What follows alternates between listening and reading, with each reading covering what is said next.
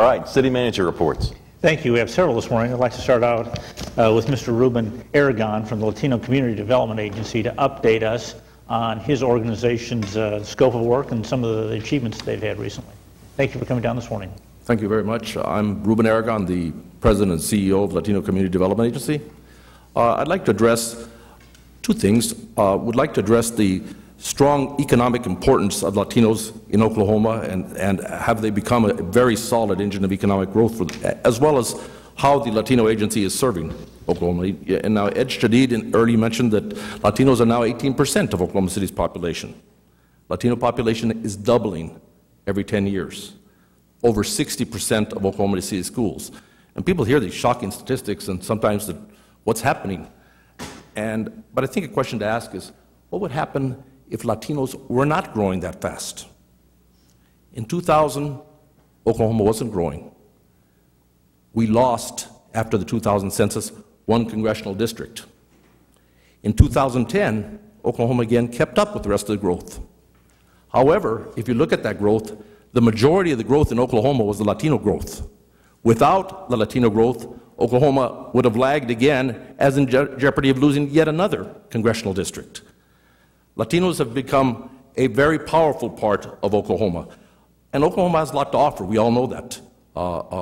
Oklahoma is family-based, faith-based. These Oklahoma values are also Latino values. But the main reason Latinos come to Oklahoma is work. They are strongly work-oriented, and they follow the work. When Kelly Air Force Base closed in San Antonio and the work was moved up to Tinker, it was the Latinos primarily that came and followed the work. They come where the work is. When states like California that have a lot of Latinos are now seeing high unemployment, Latinos are moving from California to Oklahoma, kind of a reverse Dust Bowl.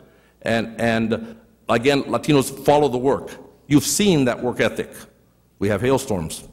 We know who fixes the roofs. And there's a difference now. Before the arrival of a Latino worker, those roofs used to take 3 days to finish. Gary England can be saying it's 100 degrees out there. They're up there fixing that roof, and they get it done in 1 day. The productivity is unmatched. That productivity has been noticed in the oil field, and many companies are hiring Latinos at a tremendous rate. Some big companies have been built in Oklahoma. Total Environment is primarily a Latino workforce. Salazar Roofing is now multi-state, has been built on the Latino workforce. Now, there had been a period, when you see these shocking numbers, normal, natural, there's been some people trying to suppress that growth. There were laws like 1804 that were passed. But many, many companies are now no longer looking to suppress it. In fact, they're embracing the tremendous growth as a great opportunity. Banks and credit unions are building their branches in the Latino area of town because they want those deposits. Latino businesses have grown all over the south part of town, and sales tax receipts are gone up because all this work produces money, and the purchasing power has gone very strong.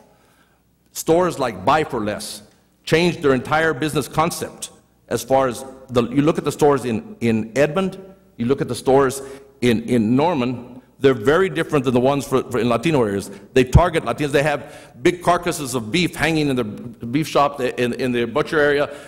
They have fresh tortilla machines making tortillas because Latinos have lots of family activities. They want it fresh. They give the concept of freshness. A lot of this is just for show, but the bottom line is those cash registers are ringing at a tremendous rate, and sales tax are up in that area. Many others are copying and going after that market. We had a collapsed mall, Crossroads Mall. New money has come in from out of state into Oklahoma. New merchants have come in because that mall has been resurrected as Plaza Mayor, targeted directly at Latino purchasing power. There's no question Latinos have become a very solid engine of economic growth for Oklahoma and Oklahoma City. Now, with that growth, there's lots of other challenges and lots of needs. Many of these employers that employ Latinos do not have employer health insurance. With no employer-funded health insurance, Latinos, 39% of them have no insurance at all. No insurance, no preventive care. No preventive care, no mammograms. But here in Oklahoma, Latinos have the Latino Community Development Agency. One of our programs is a breast cancer program that's one of the most successful programs in the state. We have health promoter model where we go out, we go to churches, we have outreach, we reach these Latino women, We arrange with partners in Oklahoma to get them the mammograms. If there's a problem, and the mammogram shows the problem, and we have subsequent biopsy that shows they have cancer, we shift from a health promoter model into a full navigator model, getting that woman the best care possible, staying with her every step of the way. LCDA is there for her family, is there for her, is there for the community. There's a front page article in the Sunday Oklahoman covering the success of this program. Everywhere in the country, except Oklahoma City, everywhere in the country, the survival rate for Latino women from breast cancer is at the lowest level. But here in Oklahoma City, the survival rate for Latino women is the highest level, as high as Caucasian women, as high as Asian American women. Latino women in Oklahoma City, thanks to the LCDA, have the same high survival rate as women living in Glaria. And that's just one of 24 programs we have. We have 24 programs because we're basically the Latino agency in Oklahoma. There is nobody else like us, and we're pretty much a monopoly of services. Among our 24 programs, we immunize. We have nutrition classes. We have exercise classes. We do HIV testing. We have programs for crisis intervention for women that are victims of domestic violence. We help kids that have gone through trauma. We have substance abuse programs. We have tobacco cessation programs. We have the largest staff of licensed bilingual mental health therapists in the state of Oklahoma. The criminal justice system here in Oklahoma sends us problem kids, gang members, other kids that have had problems at school, to come for counseling, and our results have been incredible, but they come as an alternate to very, very costly incarceration. But we don't just work with the problem kids. We're making sure we do the human capital development to create the superstars of the future.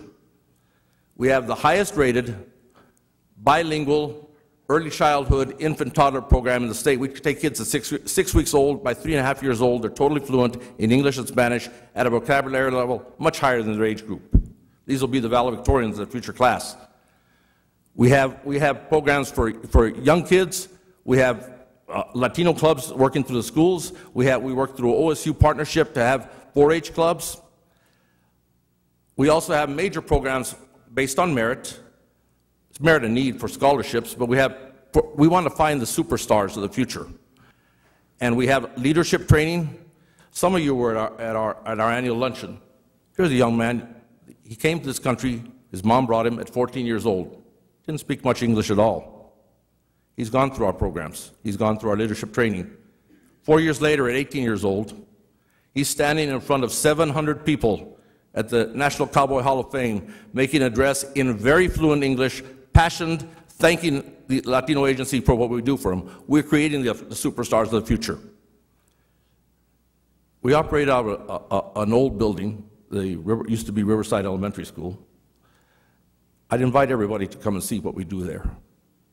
Hopefully you get the feeling I get, because when I see the work we do, the dedication of our staff, every time I walk into that old building, I know I'm walking into a sacred place.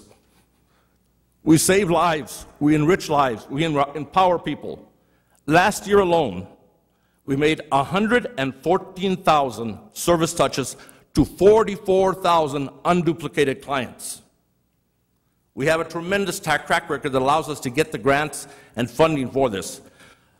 There was recently a very large grant being offered for home visitation, something we've done for 20 years, that we've created the evidence-based track record, where counselors that go to the homes make sure, and some of these young mothers are 15, 16 years old. They don't know how to be a mother yet, but we make sure the kids are not subject to any abuse, any maltreatment, and even neglect is a huge part of abuse. So we make sure that's covered, and we teach them to be the first teachers of their kids.